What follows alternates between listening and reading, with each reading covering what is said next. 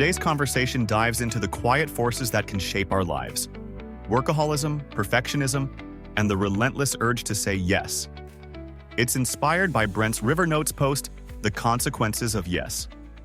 We'll explore how constantly striving to do it all can slowly wear us down, how the pursuit of perfection can mask deeper fears, and how setting boundaries isn't a limitation. It's a path to freedom. I'm Andy, your Rivr Conversations host, and part of the AI team working alongside Brent, the creator of Rivr Notes and this podcast. Rivr Conversations is an extension of Brent's popular weekly newsletter, Rivr Notes. Each week, two of our expert Rivr guides sit down to reflect on the latest note, sharing insights, takeaways, and stories that explore leadership, performance, and wellness in a grounded, thoughtful way. With that in mind, let's step into the Rivr and hear what our guides uncovered in this week's journey. Okay, let's unpack this. Today, we're embarking on a deep dive into an incredibly insightful piece of writing. It comes from Brent's weekly newsletter, Rivr Notes. This particular entry really captured our attention because it explores these crucial themes of leadership, performance, and wellness. Right. But through a very personal, yet, I think, universally relatable story. Absolutely. It all kicks off with a seemingly straightforward question posed during a health checkup. But as we'll discover, it quickly unravels into something much more profound, a real personal inquiry. What's truly fascinating here is how a routine medical appointment transforms, doesn't it? It becomes something much deeper, really, a catalyst for self-reflection. Yeah. Brent found himself facing a series of questions from his cardiologist that, well, they pushed far beyond just the typical physical symptoms. Right. So our mission for this deep dive is to explore those deeper implications of that conversation, because what it reveals about our work, our health, and the choices we make, it's incredibly eye-opening. We're going to peel back the layers, go far beyond what initially appears on the surface. That's right. So let's set the scene. Brent is sitting in a cardiologist's office. Okay. He's there because he'd been experiencing this odd sensation in his chest while he was at his desk. Mm-hmm. After a series of tests, he gets the diagnosis, an extra heartbeat, a PVC happening every third beat, which is not the news you want to hear. No, definitely not. So his cardiologist, clipboard in hand, looks at him and asks, "How did you get here?" And Brent's first reaction. Well, Brent in that moment gives what he thinks is the most obvious, almost flippant answer. "Oh, I drove." Right, the literal answer. But the cardiologist wasn't looking for a geographical explanation, was he? Not at all. He wasn't satisfied. He leaned in, pressed further. No, how did you really get here? Mm-hmm. And then even more pointedly, why are you, at your age, sitting in my office where most of my other patients are decades older than you? Wow, that's direct. It really was. This wasn't about the commute. It was a direct challenge to Brent's lifestyle, his choices, the whole path that had led him to that vulnerable position. And that's when it profoundly hit. This wasn't just about a physical anomaly in his heart. This was about his life. It really makes you consider, doesn't it, what fundamental truths about our own habits, our priorities, might be hidden beneath our superficial explanation. It's that moment, isn't it, when a routine checkup just abruptly becomes this unexpected interrogation of your entire way of living. Yeah. And when the cardiologist pressed, Brent started to lay out what he considered his, simple enough daily routine. Right. He described the early wake-ups, the immediate dive into work. Mm-hmm. Then family time. Spending time with family, and then invariably diving back into work late into the night. That cycle. Yeah. And what's truly chilling about this account is how Brent realized this cycle had quietly, almost insidiously, consumed his life for years, and it was utterly unsustainable. And here's where it gets particularly interesting. Brent admits he was actually proud of it. Proud of the grind. Proud of his relentless hard work, the long hours, his ability to seemingly juggle it all. To him, working 80-hour weeks wasn't a problem. It was a badge of honor. He wore it like a medal. And that badge of honor, that's often the first symptom, isn't it, of what we can call the dangerous dance of workaholism and perfectionism. Let's break those down a bit. Okay. So when we talk about workaholism, we're not just referring to working long hours, Plenty of successful people do that. Right, it's different. It's more an uncontrollable compulsion to work. It's often tied deeply to a sense of identity, maybe self-worth, or even used as an escape from other parts of life. It's like an addiction to the work itself. Okay. And perfectionism. And then there's perfectionism. That's that relentless, often quite debilitating pursuit of flawlessness, where anything less than perfect is seen as a failure. So it's not just striving for excellence. No, it's different. It's often driven by an intense fear of making mistakes or being judged negatively. I see. And the cardiologist saw a pattern here. He did. He connected Brent's current heart condition to a prior health scare, viral meningitis, just 3 years earlier. Wow, okay. And he delivered this stark, undeniable warning. He told Brent, essentially, you're running on adrenaline, and at this pace, your body just can't keep up. You've had 2 strikes already. My fear, he said, is that the 3rd strike could be far worse. That's a serious wake-up call. A profound one. For Brent, see, workaholism offered that sense of purpose, that escape, a place where he felt in control, energized even. Right. But this was deeply intertwined with his perfectionism, and that perfectionism made it impossible for him to set boundaries or, crucially, to trust others to perform tasks to his, let's say, perceived standard. That perfectionism trap, it's incredibly insidious, isn't it? It really is. It whispers to you that you just can't trust others to handle things the way you would. It convinces you if you want something done right, truly right, you have to do it yourself. The classic line. And that's precisely what Brent did. He took it all on. Every client, every project, every single opportunity. He couldn't say no? He resisted delegation, even when it would have clearly eased his burden and maybe even improved the outcome sometimes. He didn't say no, even when it left him completely stretched thin, often delivering less than his best simply because he was overwhelmed. Right. So workaholism kept him in this constant, unsustainable cycle of overcommitment. And perfectionism fueled that deeply held belief that he was the only one capable of carrying it all. It's interesting because so many people confuse this kind of perfectionism with just, striving for excellence. That's a key distinction. But as Brent's story really shows, true excellence often involves effective delegation and knowing when good enough is actually, perfect for the situation. Exactly. It's about letting go of that internal critic that's demanding flawlessness at absolutely all costs. And here's the fundamental catch with perfectionism. It rarely, if ever, leads to actually perfect results. Right. What does it lead to? Instead, it leads directly to burnout. And when you're running on fumes, that's precisely when the cracks really start to show. Yeah. You see strained relationships because maybe you're physically present but mentally absent. Checked out. You miss crucial moments with loved ones because you're always on, always thinking about work.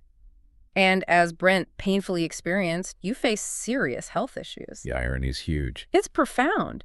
While this relentless pursuit of perfection made him feel like he was in control, He was actually losing it. he was actually losing control of the things that mattered most. His health, his relationships, his ability to be truly present in his own life. It's a vicious cycle where the very thing you chase, control, flawlessness, is precisely what you end up losing. It's a powerful and, sadly, all too common realization. It makes you wonder what kind of wake-up calls we might need in our own lives before reaching that point of crisis. For Brent, he receives several. First, that stark warning from the cardiologist about the serious risk he was taking with his life. Right, strike 2. But then something else, perhaps even more surprising and, in a way, profound, happened after his heart procedure. Yes, the procedure itself was successful. Yes, his heart condition was successfully resolved with a heart ablation. That's a procedure where they cauterize a small part of the heart tissue to stop those abnormal electrical signals. So physically, he was on the mend. Okay, good. But something else happened. Yeah. What truly stuck with him wasn't the physical recovery itself. It was this profound and actually somewhat comical incident that occurred as he was waking up from the anesthesia. Oh, really? Still groggy, disoriented, in that post-op panic state. Brent blurted out to the nurse, "Where's my mouse? I need it for my presentation." His computer mouse. His computer mouse. The nurse, understandably confused, kind of chuckled and asked, "Your mouse, sir, you just had a heart procedure." Right, focus. And Brent, still utterly fixated, repeated, "Yes, my mouse for my presentation." Even in that vulnerable, foggy post-anesthesia state, his mind was completely consumed by work. It was this powerful, almost absurd moment that became a stark metaphor for everything he needed to change about his relationship with work. That's incredible. It raises an incredibly important question for all of us, doesn't it? When you are truly vulnerable, when your guard is completely down, what is your first thought? What does that reveal about your deepest, perhaps sometimes unhealthy priorities? That mouse moment, Yeah. it really paints such a vivid picture of just how deeply ingrained his work obsession had become. Absolutely. It forced him to confront the sheer depth of it, even when he was, unconscious practically. Mm-hmm. And from that point, Brent began to learn some crucial, really life-altering lessons. The first step for him was understanding the absolute necessity of setting boundaries. Which sounds simple, but isn't. It really isn't. Yeah. This wasn't just about working less. It meant learning to consciously step away from work at the end of the day, even if his to-do list wasn't completely finished. That's hard for high achievers. Very hard. And it also meant actively trusting others to step in and handle things, even if their way wasn't exactly how he would have done it. Letting go of that control. It's a huge mental hurdle to overcome when you've built an entire career on doing it all yourself. And the second step, which builds on that trust and boundary setting, was a fundamental shift in how he approached new opportunities. He had to start rethinking his yes. The power of no, or at least maybe. Exactly. This is a significant mindset change, moving from just automatic agreement to thoughtful consideration. So now, when an opportunity or a request comes his way, Brent pauses. He asks himself 3 crucial questions. Think of this as a kind of prioritization matrix that really we can all adopt. First, is this truly important? Is it aligned with the main goals? Right. Second, can I realistically give it my best effort without overextending myself? Assessing capacity. Crucial. And finally, perhaps the most challenging one for a perfectionist. Is this something only I can do, or can someone else handle it? Ooh, that last question. That really is a game changer, isn't it? It absolutely is. It goes right to the heart of that perfectionism trap we talked about. Mm-hmm. Because letting go of that need for personal flawlessness, it isn't about lowering your standards, is it? Not at all. It's about recognizing that collaboration and trust are just as valuable, maybe even more so, than your own hard work performed in total isolation. Well said. It forces you to evaluate not just the task itself, but your unique contribution and whether it truly needs to be you every single time. Exactly. And that leads directly to Brent's third crucial lesson, redefining success. Oh, so? For years, he'd equated success with doing it all, right? With taking on everything, with those 80-hour work weeks we mentioned. The badge of honor. That badge of honor. So what does this all mean for us? Well, now he understands that success isn't about how much you accumulate on your plate. It's profoundly about the quality of what you do, the impact you have, and, critically, the health and well-being of the life you build around it. It's a shift from quantity to quality. Exactly, from external validation needing that badge to internal fulfillment and sustainability. Precisely. Workaholism and perfectionism, as we've seen so vividly through Brent's experience, they really are a dangerous combination. A toxic mix. Together, they relentlessly convince you that there's always more to do, always more to prove, always more to achieve. They push you to say yes to everything, to keep going, even when your body and mind are just begging you to stop. But the consequences of that cycle, they aren't always immediate or obvious, are they? No, they sneak up on you. They sneak up slowly, often manifesting as, strained relationships, sudden and inexplicable health scares like Brent's, or that profound, gut-wrenching realization that you've been physically present everywhere, but utterly absent from the moments that truly matter. If we connect this to the bigger picture, it really is about shifting focus, isn't it? Yeah. From that external validation, that desperate need for a badge of honor, towards internal well-being and a more sustainable, fulfilling existence. It's about recognizing that constant striving beyond a certain point can actually become a form of self-sabotage. And Brent's journey gives us a clear, actionable path forward, one that challenges many of our sort of ingrained beliefs about productivity and success. What he's learned, often through painful experience, is that saying no doesn't mean you're letting people down. It means you're respecting your own capacity. That's key. Respecting capacity. Delegating doesn't mean you're incapable or lazy. It means you understand leverage and trust. It's strategic. And letting go of perfectionism doesn't mean you stop caring. It actually means you start caring about the right things. Your health, your relationships, the actual impact of your work, rather than just the flawless execution of every single tiny detail. He learns that perfection isn't the goal. Progress is. Progress over perfection. I like that. It's about sustainable growth, not constant debilitating pressure. So how can you, listening now, approach your life differently, maybe starting today? How can you begin setting those crucial boundaries, truly trusting others, and finding the courage to say no when you really need to? It's worth considering. The next time someone asks you, how did you get here? I hope your answer doesn't involve waking up in a hospital room, panicking about a presentation. Or the mouse. Or the mouse. Or realizing you've sacrificed everything for some elusive badge of honor.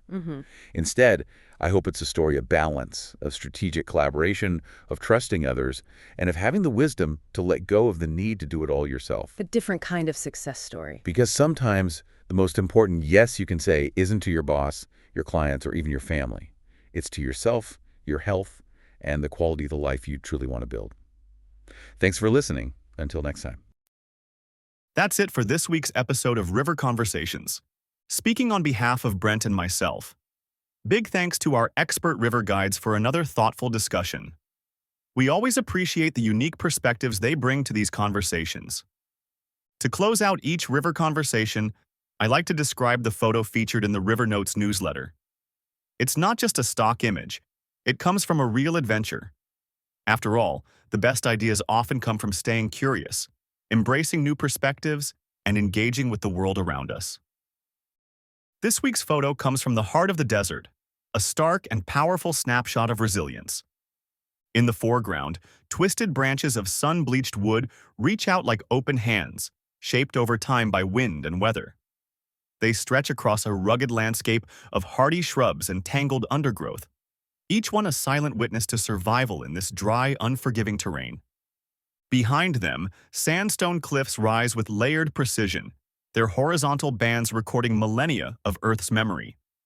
Off in the distance, the jagged silhouette of desert spires and distant mountains draw your eye toward the horizon. The photo is black and white, which only heightens the drama. Without color, the textures become sharper, the grain of old bark, the sweep of desert stone, the way light carves contrast between shadow and sky. It's a landscape that doesn't ask for your attention. It commands it. And in its stillness, there's a quiet metaphor. Sometimes what looks gnarled and weathered is exactly what's holding the line. Strong, rooted, enduring. This image reminds us that beauty isn't always soft.